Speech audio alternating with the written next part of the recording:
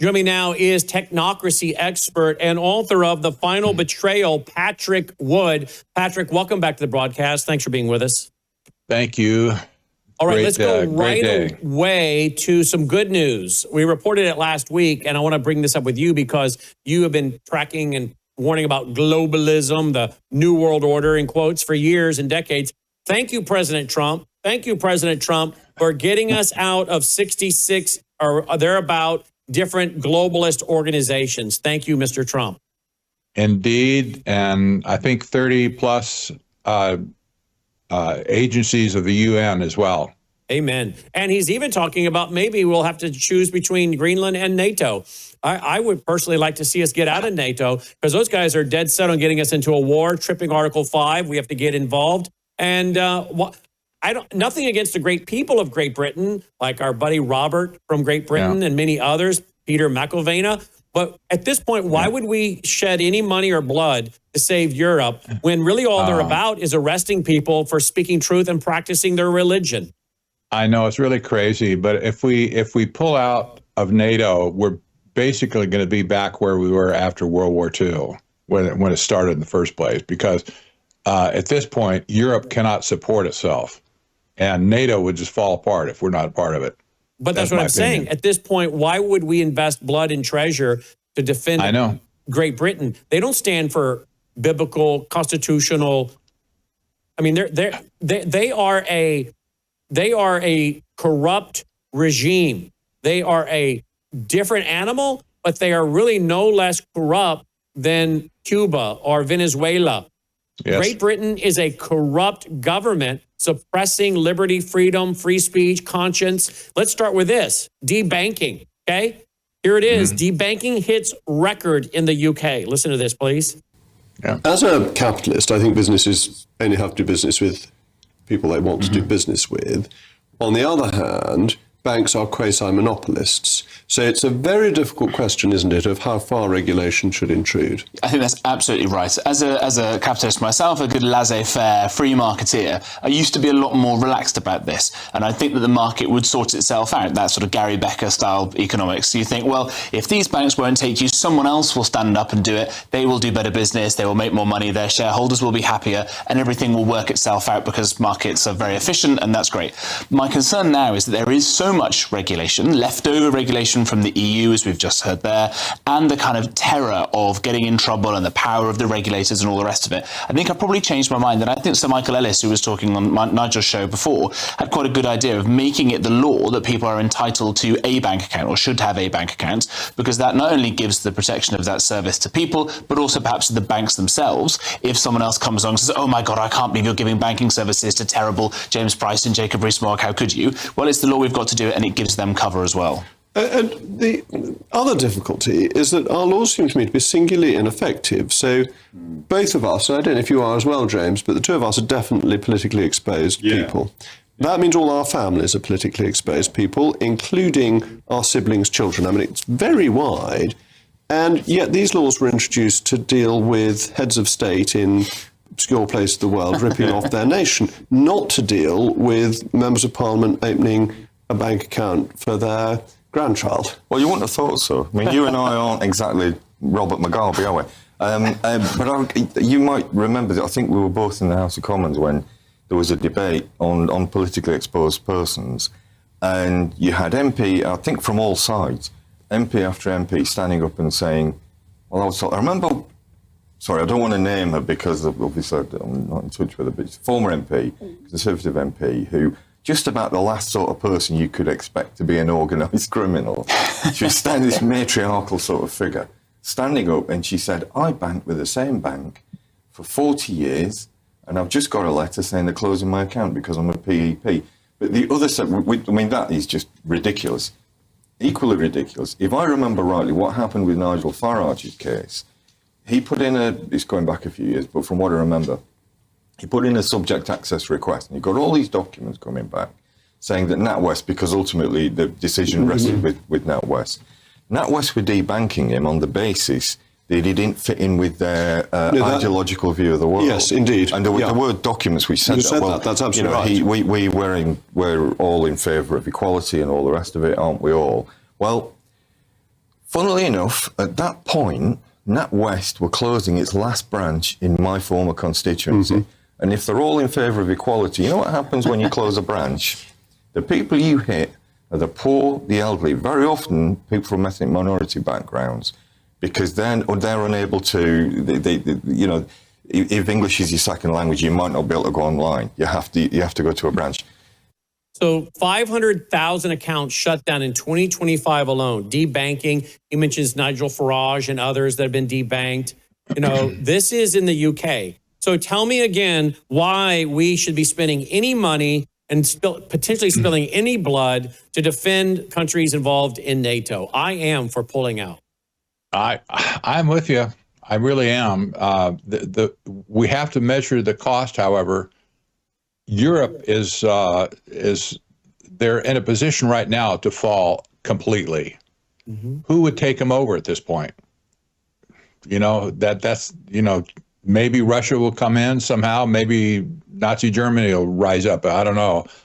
Well, but, you know what? They would be better off if Russia took them over than they would if Islam took them over. I know. Because right now Islam is taking them over. It is.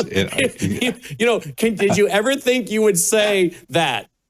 No. Hey, if we have the choice of Great Britain falling to Russia or Islam, hey, we choose Russia. Did you ever think we'd say that? Those of us who came out of the Cold War. But really, would you rather live under Putin or under one of these Islamic rulers who'll chop your head off for being a Christian? I'm not so sure you'll have a whole lot of freedom under Putin, but he certainly won't be chopping your head off, I don't think, for simply, going to church.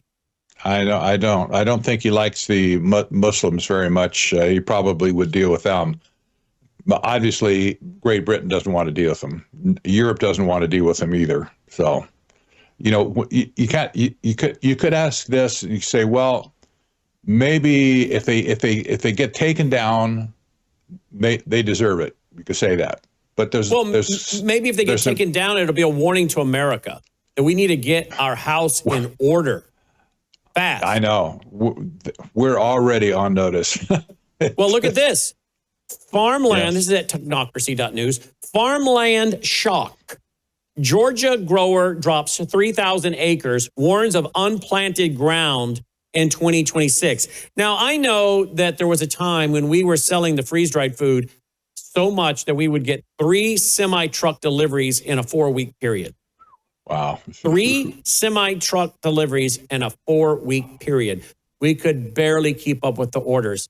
And of course, many people now have stopped thinking that way. President Trump has won. We don't need to worry about anything. And I keep telling people, everything is marching toward food shortages. It's still on, okay? So if you want to get freeze-dried food, which is all real food, just freeze-dried food, you can get it at worldviewstore.com. I have about maybe 3 years plus worth, probably way more than that. 3 years plus worth.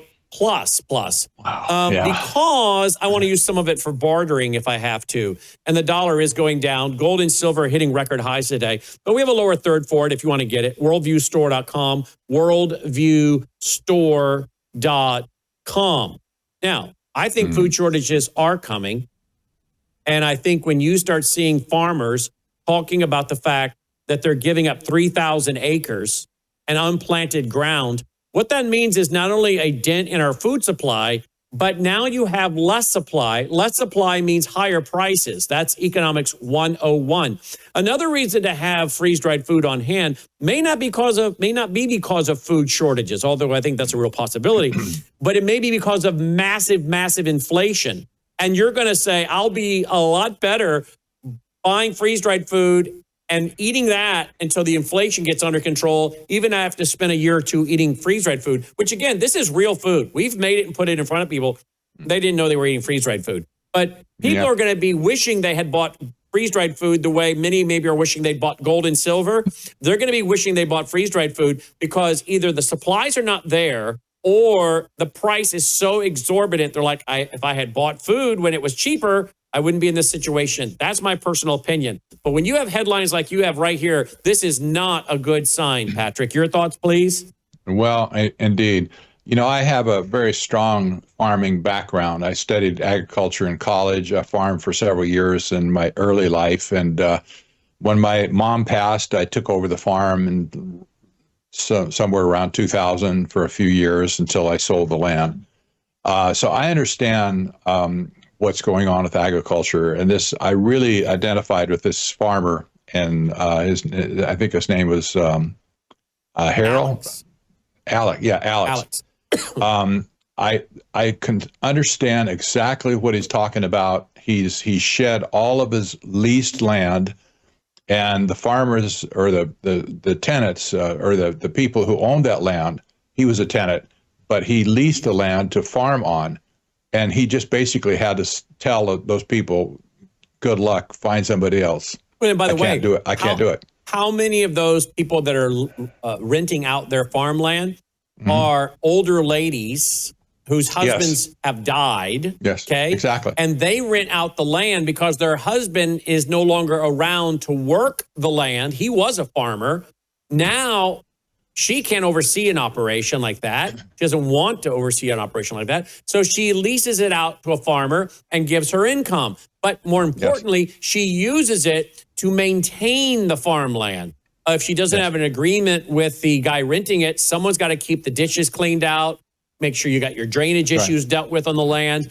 But also primarily, she has to be able to pay the property tax on the farmland. Now, while it's cheaper than obviously you would pay on something that's commercial because it is farmland, that doesn't mean you don't have taxes on it. So what this could mean is that the drop of farmers renting land means you now have farmers, families, generations losing the farmland because they don't have the tenant or the farmer rent to pay the property tax. True or false? Unless, of course, the family is well off. They have successful businesses. The family has income. They'll pay it. Maybe a child, a grandchild, whatever. But it does put some farming families who have been really dependent on that rented land and cash rent from the farmer to pay their property tax to hold on to the land. Would you agree?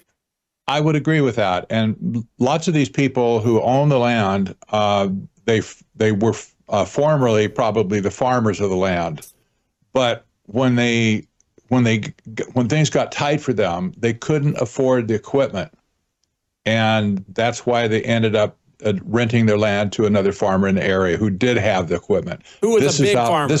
And just so the average farmers. American understands, a lot of the farmers farming today, other than hobby farmers, are big farmers who are renting thousands of acres. Yes. Here in West Tennessee, we have farmers that rent thousands of acres. Yes. Exactly. So this is a guy who's it seems to me like he probably has 1,500 acres himself in his own portfolio, but everything else is rented from somebody. So these people, they're at risk at this point of going out of business, and they'll lose their land.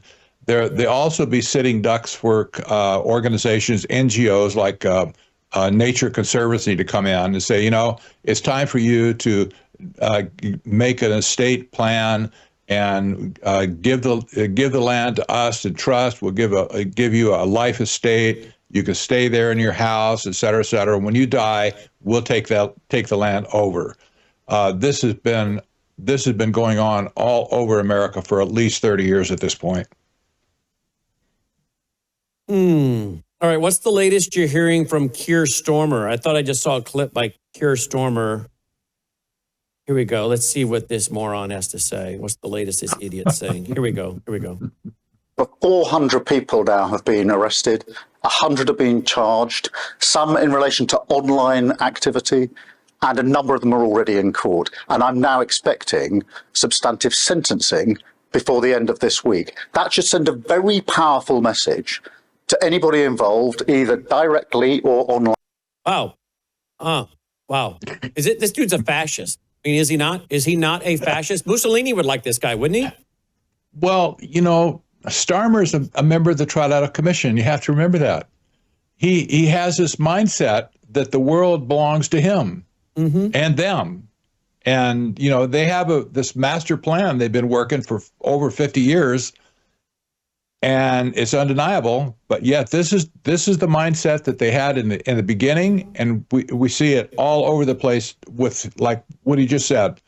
This guy's off the wall, and he wouldn't know freedom and liberty if they ran up and bit him. Here's a pub owner. I don't know how old this is, but here's a pub owner confronting Keir Starmer. I've been a Labour voter my entire life. Oh, he's been a Labour voter. He's been a liberal his whole life. But hey, wait a minute. This has gone beyond just liberal. This has now become open fascism. I've been a Labour voter my entire life. You have failed to be the opposition. You have failed to ask whether lockdown was functioning. There's a car just behind. Can we just... Do you understand? Can we go on in, thousands of people have died because you have failed to do your job and ask the real questions. Well, I am telling you now, and I hope this goes out, you have failed this country. That man is not allowed in my pub. Get out of my pub. Go on. Get out of my pub. Well, that was probably some time ago. They're wearing their dumb masks, but that was just fun to play anyway. I don't know. It was. Get out of my pub. Oh, geez. If it were only that easy, right? But it's just get out of my pub. Here we go. U.S. attacks. The White House says this is a civilized concern. They believe the UK is being heavily influenced by Islam. They're not wrong. U.S. attacks Keir Starmer over refusal to ban cousin marriage. Well, at least we'll have a reason to blame them for their being morons. Yep. First cousins and all that kind of stuff. Yeah, exactly. Crazy. And now, of course, Keir Starmer wants to ban X. And one reason why is because you got Elon Musk saying this kind of thing. Here we go. There were migrant rape gangs in England that would run around and prey on young girls, gang rape them. And some people found that objectionable, which obviously it should be objectionable. And they were upset about that. And so they complained about it online. And were sent to prison. Yeah, they complain about it online, about the Islamic gang rape gangs, and they get sent to prison. And he's saying this kind of thing. And apparently, this is why Keir Starmer, he's ticked at X. We played a video the other day, what he was saying about X. He wants X basically completely banned in the UK. Here we go. Disgraceful. It's disgusting. And it's not to be tolerated. X has got to get a grip of this. And Ofcom have full support to take action in relation to this. This is wrong, it's unlawful, we're not going to tolerate it. I've asked for all options to be on the table. It's disgusting. And X need to get their act together, and we will take action on this because it's simply not tolerable. Yeah, free speech and freedom of religion and freedom of conscience is not tolerable. Yeah, I say pull out of the UK, out of the NATO for no other reason than just to watch these guys collapse into historical oblivion. I mean, really, who would you be rooting for if Putin decided you wanted to take down Europe? I mean, at that point, you'd be going, I don't know. I mean, that sounds terrible, right? It sounds terrible. But at what point do you say, who is worse? The leaders of Europe are Putin. And I'm not a defender of Putin. I'm not a defender of Putin at all. But at some point, you have to measure, who is super duper duper evil and who is evil. You know what I'm saying? It's like, okay, I don't know. Maybe pox in all their houses. But can you imagine we're at a point in history where if there was a war breaking out between the UK and Russia, we'd just be sitting here. I mean, aside from the innocents in both countries, we would be sitting here. I would not be rooting for either one of those groups, right? No. Put yourself in Putin's shoes right now. If he would survey Europe and think it to himself, I'm going to conquer Europe, what would he achieve? Well, he'll have a bunch of nations dominated by Islam that'll come back and bite him and eat him alive at some point. I don't think he would do it. I think if I was him, I think I'd just say, to heck with you all. Go, sit in your own cesspool, so to speak, and I'll see you later. And I'm sure that Russia looks at all the countries in the Mideast, for instance, not all of them, but some of them. Who wants them at this point? Nobody wants them. Nope. Let's see here.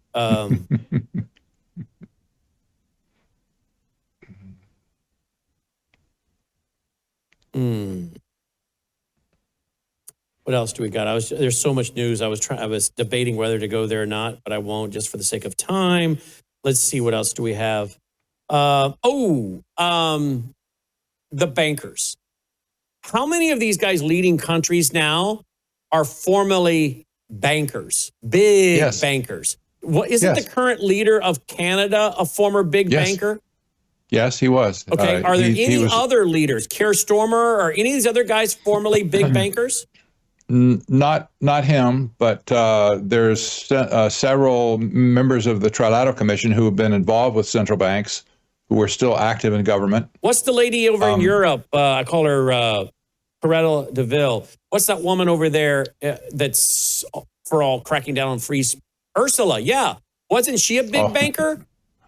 Once upon a time, yeah. The reason I'm going there, Patrick, is I'm starting to wonder if the 10 horns or 10 kings who've not yet received a kingdom, but for 1 hour give their authority and power to the beast, if we're not going to see, we used to think, you'll have these 10 politicians running, your European Union, your North American Union, your South American Union, your African Union, etc.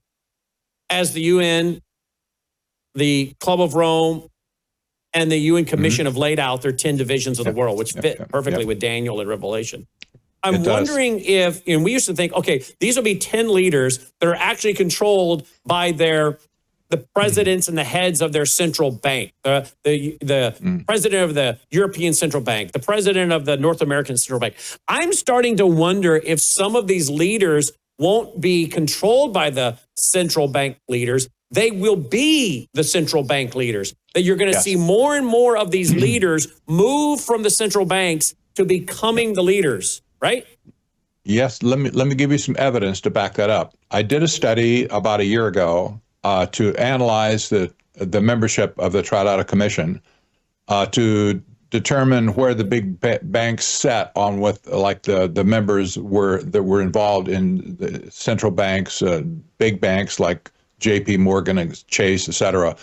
This is what I did with Anthony Sutton in the late 70s. We did an exhaustive breakdown of the membership of the Trilateral Commission. We found back then that the heads of the major banks like Deutsche Bank, Citicorp, et cetera, they were represented on the Trilateral Commission. I was shocked to find out in my latest study that whole segment has diminished at this point. In other words, the JP Morgans of the world. And now we see the ascendancy of the central bankers themselves to membership in the Trilateral Commission. That tells me at this point they were controlling the whole thing in the first place, likely, and now they've taken their seat at the table, and here we are. So you're absolutely right. The central banks in the world, they've quietly come to the table, and they're sinking their teeth into the whole global system at this point. And you and I have not rehearsed this, so I'm just throwing this out to you here live. You don't show my screen, but I just asked ChatGTP about this. I just said central bankers becoming the political leaders. Chat said central bankers are increasingly transitioning into political leadership roles. Yes. This trend reflects a growing recognition of the unique skills and perspectives that central bankers bring to governance, particularly in times of economic uncertainty. Yes. Here are some key points regarding this phenomenon. Experts in economic policy, central bankers possess deep knowledge of monetary policies and economic management, making them well suited for leadership during financial crises. Public trust, their roles often command a level of public trust that can be advantageous in political settings. Globalization. As economies become more interconnected, the need for leaders who understand both finance and politics has increased.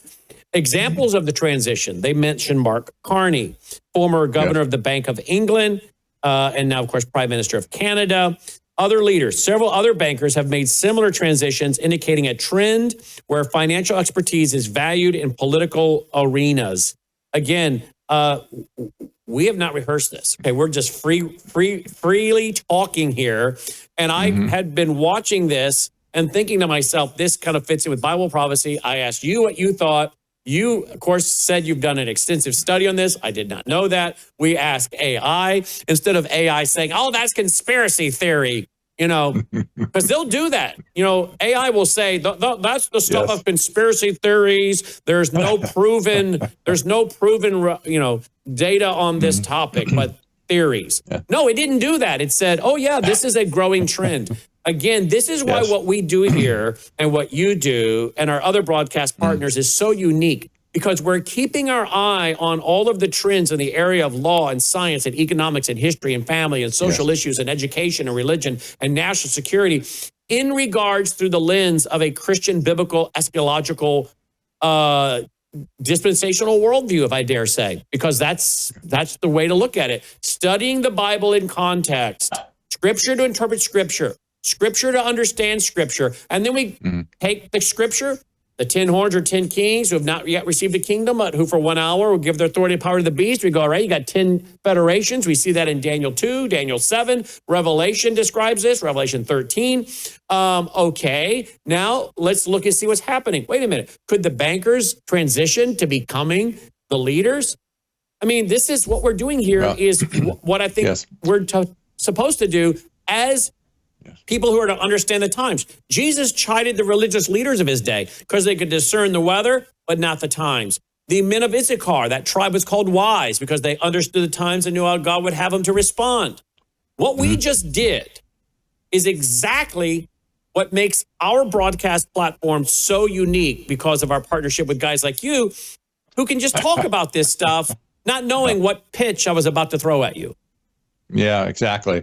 You might remember during the 2008-10 meltdown, when Europe was in big trouble and when Italy and Greece both bit the dirt economically, and they were at that point of failed companies or countries rather.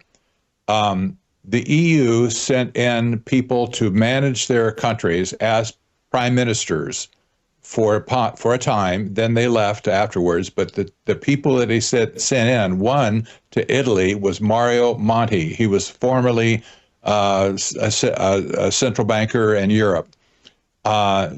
Georgios Papadamos in Greece, he came in, and he was a central banker as well. Both of these people were unelected. They were unaccountable to anybody, and they were both members of the Trilateral Commission. Wow. I'm just saying. I'm just saying, yeah. I'm just saying. You just saw them slip in, do their business, get the countries back on their feet again, then they slipped away. Now they're here to stay, I'm afraid. I just searched that online, and look what, I think this is the Finance Herald. The rise of banking elites, how central bankers are reshaping global leadership and governance from last year. So, yeah, our initial gut thought and reaction of how this may transition and who are these 10 horns and 10 kings, they may be a lot more than leaders. They may be big bankers who are now the leaders. Exactly. Because after all, he who has the gold makes the rule. That's the golden rule. Exactly so, and remember, these people are the genesis of technocracy in the 1970s. This is where it all came from. The collectively what Brzezinski and Rockefeller did when they founded the Trilateral Commission, they declared a new international economic order, and this is it today. This is exactly what it looks like today in real time. Look at this I just found. The banker. As Carney becomes Canadian Prime Minister, here are 5 more bankers who became political leaders. The former bank governor was not the first banker to step into the highest circles of politics. This guy worked as vice chair and managing director of Goldman Sachs. Yeah. Is that who you're talking about? No, that's one for sure. Then he took up the role of governor of the Bank of Italy, holding the position for 5 years. In the time he was a member of the European Central Bank's governing council, but in 2011 he emerged as the front runner to replace outgoing ECB president Trichet. He served as leader for 8 years before being replaced by Christine Largade, or how do you say her name? Then you got this dude, former banker of Italy, governor to lead his country. Yeah. He was not the first former Bank of Italy governor to lead his country. Goes on from there. I mean, look at these guys. The guys are obviously from India. Yep. Then Rishi, Sunak. Sunak, yep. Goldman Sachs in London for 3 years as an analyst, and he returned to the UK. Emmanuel Macron began his career as a finance inspector for the French Ministry of Economy and Finance before moving in 2008 to become investment banker at Rothschild. And then, of course, he went on to become the prime minister in France. So, yeah, I think this is a trend we should be watching, don't you? It is. Absolutely. I agree with you. That's why I did this study in the first place. I redid the study recently. And a global hyperinflation, global collapse would move more and more of these big bankers into leadership roles, as AI ChatGPT just affirmed that idea. What they're going to be counting on going forward is the tokenization of all assets in the world. This is key to their plan. This was not the purpose initially for central bank digital currencies, but it is now. And going forward, the debt system is going to collapse at some point. They have to be ready to impose an asset-based economic system that will not be based on debt at all, but they have to control all of the assets of the world at that point. So it's going to be a brave new world going forward. And when will they flip the switch? We don't really know at this point, but at some point they will. At some point they will. Let's take them to the website of our guest right here, technocracy.news, technocracy.news, and his broadcast Tuesday and Thursdays with Logan House as a co-host every Tuesday and Thursday at 6 p.m. Central. Do I have that right? You sure do. 6:30 Central. No, now he's saying 6. So you corrected the old man. I was right the first time. 6 p.m. Central, 7 Eastern Standard, 6 p.m. Central, 7 Eastern Standard, Tuesdays and Thursdays right here, 6 p.m. Central, 7 Eastern Standard. Technocracy.news, host Patrick Wood, co-host Logan House. You bet. All right. Thank you, my friend. Keep me posted. My pleasure. Patrick Wood checking in tonight, guys, and we'll be right back after this very short break. Introducing the next generation of clean, Norwex Power Cleaning Paste. Simply scrub and swipe. It's your elbow grease in a jar. Formulated for a safer, more effective clean. Contains no bleach, SLS, synthetic fragrances, or other harsh chemicals. Say goodbye to tough messes and stubborn stains. With Norwex Power Cleaning Paste, nothing is permanent. Norwex Power Cleaning Paste. Cleaner, safer, better. To assemble, simply connect the mop spray attachment to the handle and the base. When it clicks into place, that means it's secured. Next, remove the reservoir, fill it with tap water, then pop it back in. Adjust the mop handle to your height and add your Norwex wet mop pad. It's best to start with the damp pad. That's it, we're ready to go. When you need a fresh mist, angle the handle straight up to 90 degrees and push down to deliver the perfect spray of water. Mop smart with Norwex.